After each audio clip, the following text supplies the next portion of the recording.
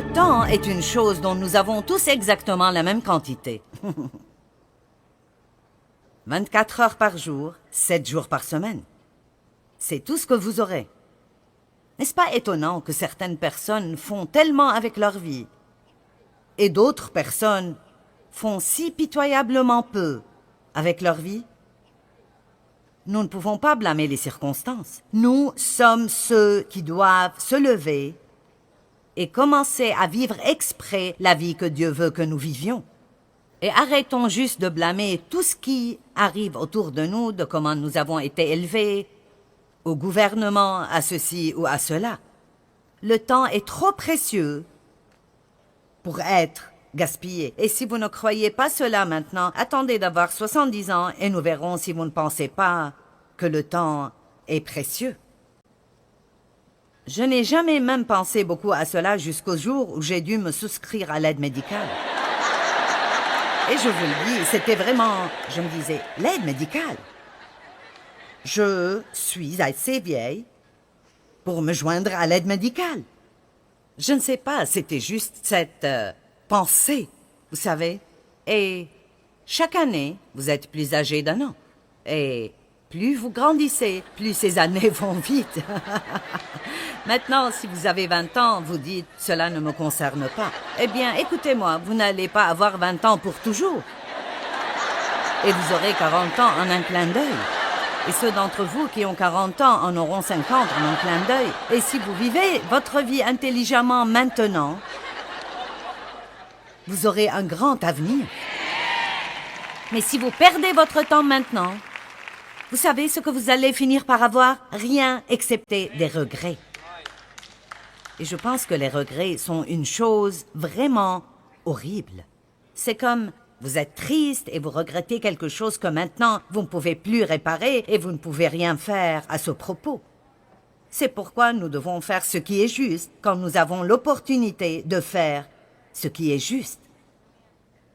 Le temps est juste trop précieux pour être perdu. Je me demande combien de personnes, à la fin de leur vie, sentent qu'ils ont vécu la vie qu'ils étaient supposés vivre. Je parlais à quelqu'un et... il a dit, tu sais, la grande majorité des gens font un boulot chaque jour qu'ils ne peuvent pas supporter. Et vous savez pourquoi la plupart le font? L'argent. Juste l'argent. Nous avons besoin de courage. Nous devons découvrir ce que Dieu veut que nous fassions et ne pas être satisfaits par vivre notre vie en faisant quelque chose que nous haïssons. Mais laissez Dieu vous aider à trouver une façon de faire ce que vous aimez vraiment. J'aime ce que je fais. J'ai fait beaucoup de choses avant d'en arriver là, mais j'aime ce que je fais. Et quand vous aimez votre travail, vous ne faites même pas... Je veux dire, oui, vous savez que vous travaillez, mais parfois, je ne fais pas la différence entre quand je travaille et quand je ne travaille pas, parce que je ne sens pas vraiment que c'est mon travail, c'est ma vie. C'est ma vie. Et vous dites... J'aurais aimé avoir un travail que j'aime. Vous ne l'aurez pas en le souhaitant. Allez, nous devons retourner à cette histoire tout le temps. Si seulement, si seulement. C'est ce que nous devons arrêter. Nous ne pouvons pas souhaiter. Nous devons prendre action. Nous devons commencer à prier et commencer à croire Dieu et commencer à faire des plans. Et s'il y a quelque chose que vous voulez vraiment faire, que vous n'êtes pas qualifié pour faire maintenant, alors comme vous faites ce que vous faites, commencez à apprendre comment faire ce que vous voulez vraiment faire plus tard.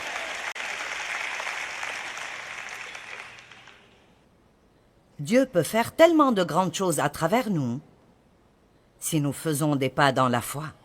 Si vous n'aimez pas le cours de votre vie, et certains de vous sont comme ça, et certaines personnes qui regardent la télé maintenant, vous pensez peut-être que vous êtes accidentellement arrivé à ce programme et vous vous êtes juste arrêté pour voir ce que je pense que je fais.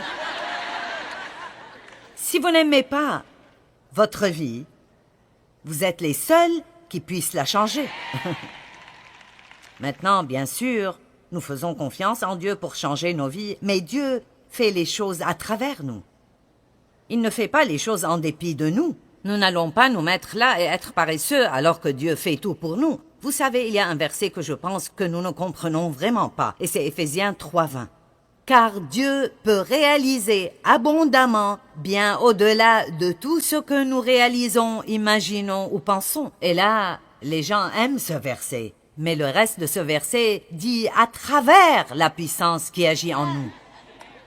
Allez, à travers la puissance qui agit en nous. Et donc, il dit, Dieu peut faire de grandes choses, mais seulement si nous laissons sa puissance travailler à travers nous. Ce n'est pas juste Dieu qui doit tout faire pour vous, il veut faire des choses à travers vous. Je dis tout le temps que nous sommes partenaires avec Dieu. Nous ne pouvons pas juste attendre et regarder. Nous devons commencer à participer et à laisser Dieu faire de grandes choses dans nos vies. Amen.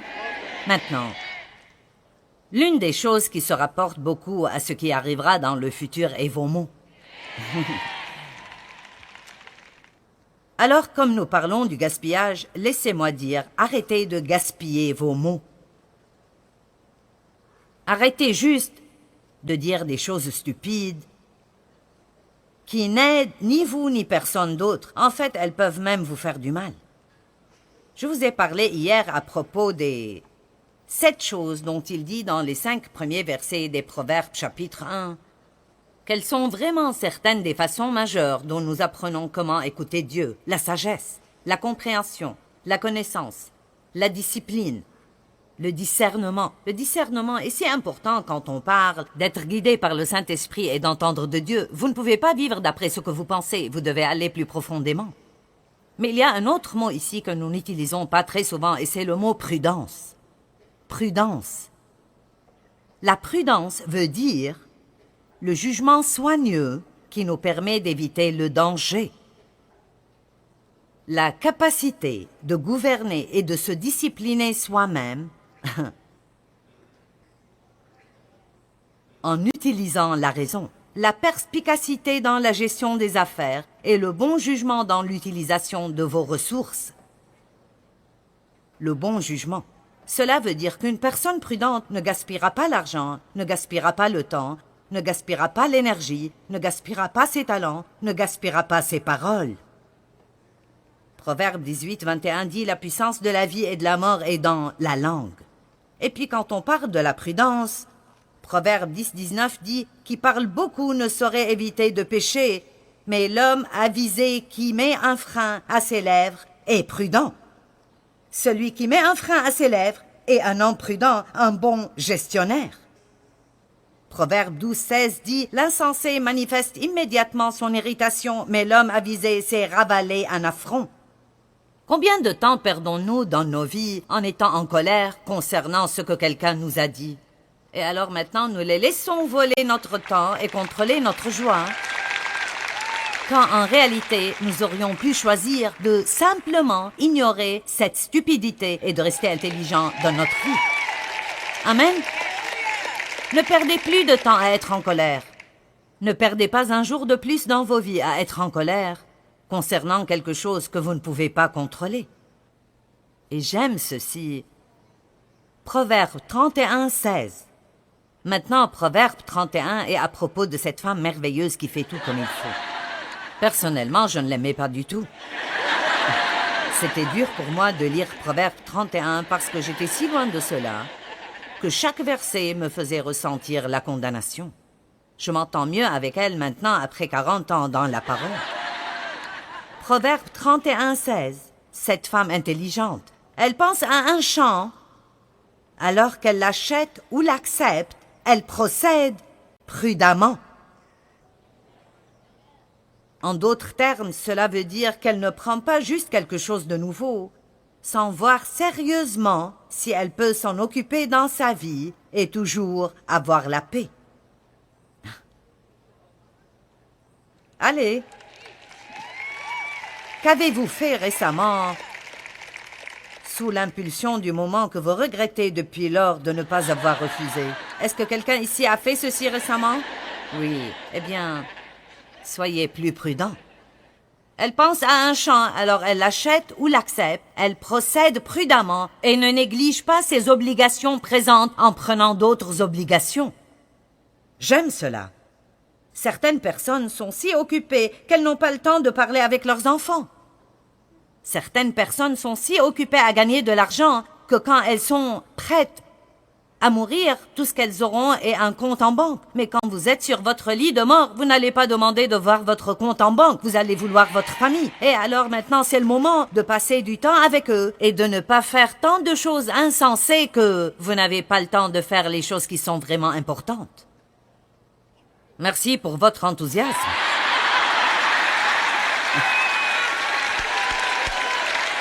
Et puis j'aime le reste de ceci. Du fruit de son travail, son temps et sa force, elle plante des vignes fructueuses dans son champ. Voici une femme qui a de la sagesse. Pourquoi? Parce qu'elle procède avec prudence. Elle ne perd pas son temps. Elle utilise le temps pour son bénéfice. Combien d'entre vous ont besoin d'entendre à propos de ne pas perdre votre temps? À propos de ne pas perdre votre énergie, savez-vous qu'à chaque fois que vous êtes en colère et vous avez une crise de nerfs, vous perdez tant d'énergie que c'est incroyable? Quelqu'un a dit qu'un jour d'inquiétude prend autant de vous qu'une semaine entière de travail. C'est difficile de faire ces choses parce que nous ne sommes pas bâtis pour cela. Ce n'est pas ce pourquoi Dieu nous a fait. Maintenant, si vous ne vivez pas une vie productive, vous devez regarder le fruit de votre vie. Qu'est-ce que j'accomplis dans ma vie? Ayez une réunion avec vous-même. Je dis aux gens tout le temps, vous devez avoir des réunions régulières avec vous-même. Allez, demandez-vous, est-ce que je fais vraiment ce que Dieu veut que je fasse? Est-ce que j'ai assez de repos? Est-ce que je porte de bons fruits? Aujourd'hui, tout le monde est occupé. Mais Dieu ne nous a pas appelés à être occupés. Il nous a appelés à porter du bon fruit. Amen. Et alors, laissez-moi vous demander, êtes-vous occupé ou portez-vous du fruit? Qu'avez-vous accompli jusqu'ici, cette année? Je ne sais pas. Vous savez, vous vous levez, vous allez au travail, vous rentrez, vous vous plaignez, vous rentrez, vous allez au supermarché, vous faites le ménage. Je sais, j'ai vécu comme ça pendant des années. Si vous ne vivez pas une vie productive, ne blâmez pas vos circonstances, d'autres personnes, l'état du monde ou quoi que ce soit. Nous avons reçu un libre arbitre de Dieu et cela veut dire que nous pouvons prendre des décisions dans littéralement tout domaine de notre vie. Vous n'avez pas besoin d'être victime de quoi que ce soit. Vous pouvez prendre des décisions. Si vous n'aimez pas certaines choses dans votre vie, maintenant, c'est le moment de faire des changements.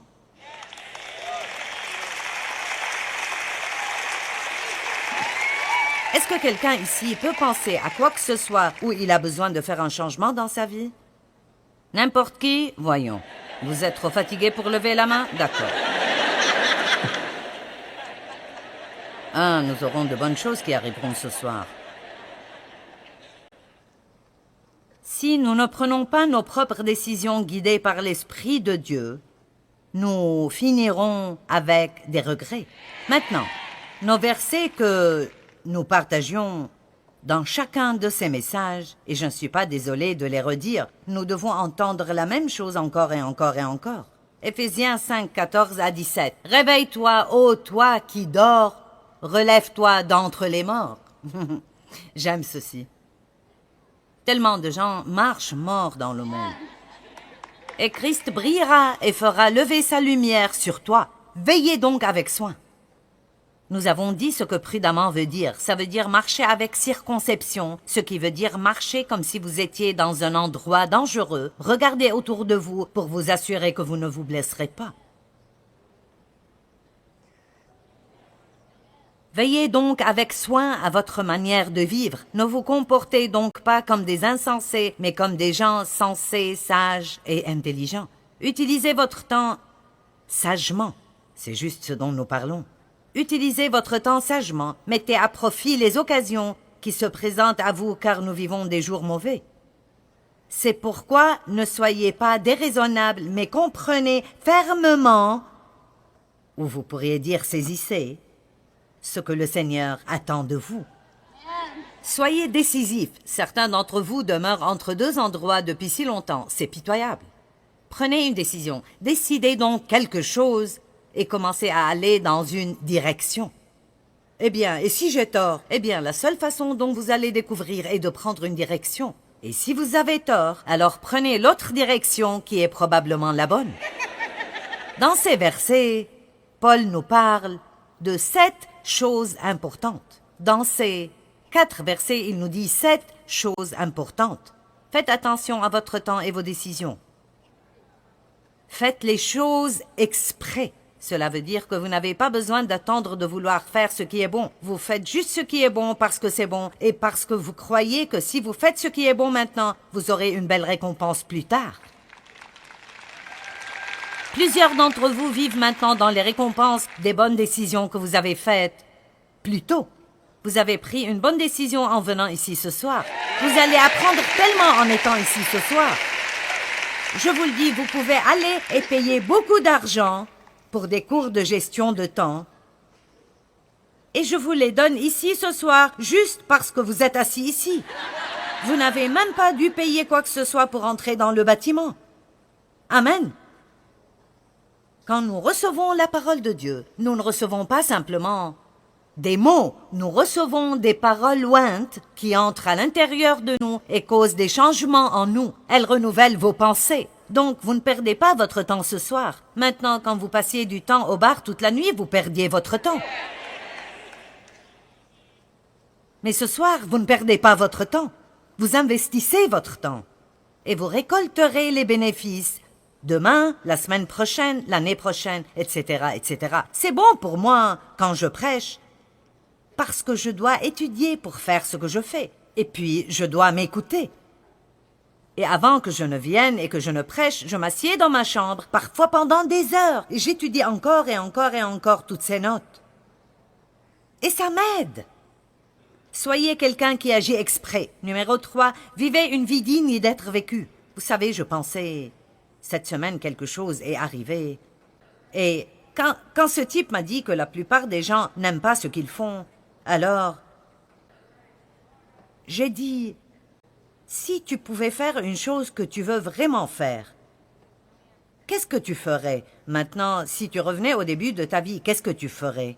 Eh bien, ce type est mon entraîneur, il est celui qui m'aide à m'exercer. Et il a dit, eh bien, je ferai quelque chose dans l'industrie de la musique, et j'aurai une étable et je serai un cow-boy. Et donc, j'ai pensé après, je vais faire ce petit projet moi-même. Alors j'ai dit, d'accord, si je pouvais faire n'importe quoi dans le monde, qu'est-ce que je ferais? Et vous savez ce que j'ai découvert? Je ferais exactement ce que je fais maintenant.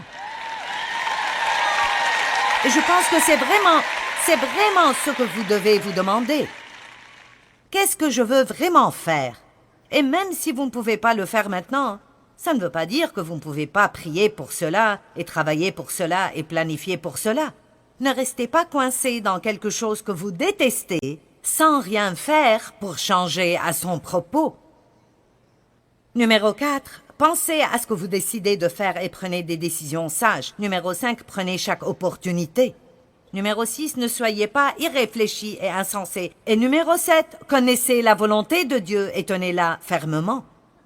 Psaume 90, verset 12. J'aime ce verset. Il est vraiment profond. Oh, apprends-nous à bien compter nos jours, afin que notre cœur acquiert la sagesse. La vie passe si rapidement. Je veux dire, je ne peux pas croire que Dave et moi, nous nous disions que nous sommes mariés depuis 49 ans. Mon Dieu!